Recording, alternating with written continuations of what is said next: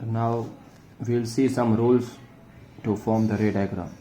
Rules to construct a ray diagram.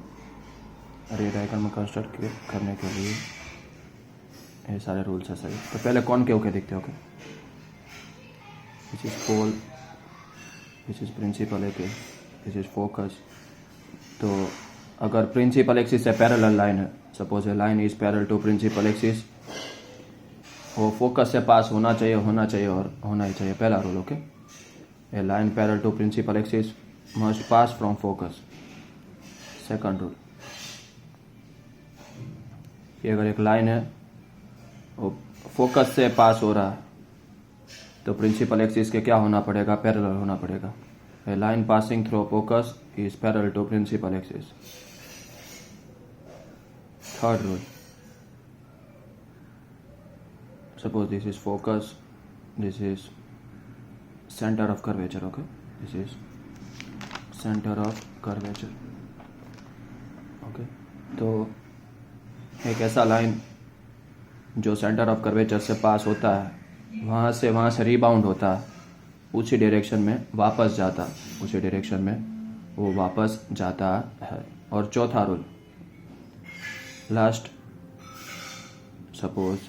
Suppose an line incident at some angle, ये theta I जितना होगा ना, theta are भी उतना ही होगा। तो ये चार रूल कॉनकेव मिरर के लिए होते हैं। प्रिंसिपल एक्सिस से parallel, pass through focus parallel to principal axis, passing through centre of curvature will rebound it, जो एंगल पे टकराता है वही एंगल पे वापस जाता है। This are for concave mirror, this rule are for concave mirror okay. Actually, I have forget to explain you about center of curvature. We'll see that in next topic, okay? Next video में वो देख लेंगे centre of curvature का important concept okay.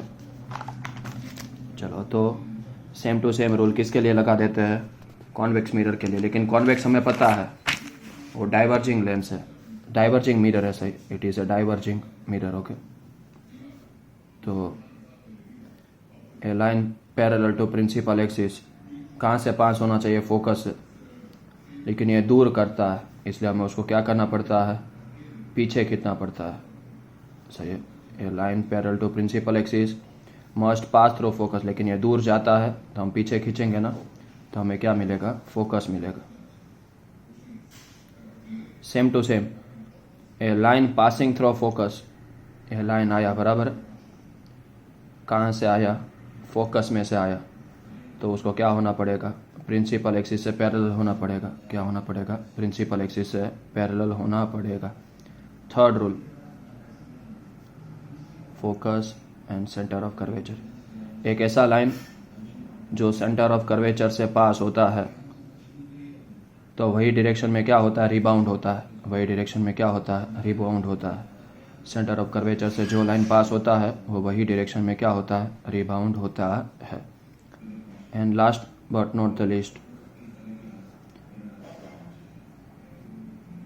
suppose it incident at some angle, obliquely, तुम्हारी book में ये word दिया होता है obliquely, इसका मतलब at some angle, तो जितने एंगल पे इंसिडेंट होता है ना, उतने ही एंगल पे क्या होता है, रिफ्लेक्ट होता है। Same to same parallel to principal axis, दूर जाता है और कहाँ से पास होना पड़ता है, फोकस से। फोकस से आया, क्या होना पड़ेगा, प्रिंसिपल एक्सिस से पैरेलल।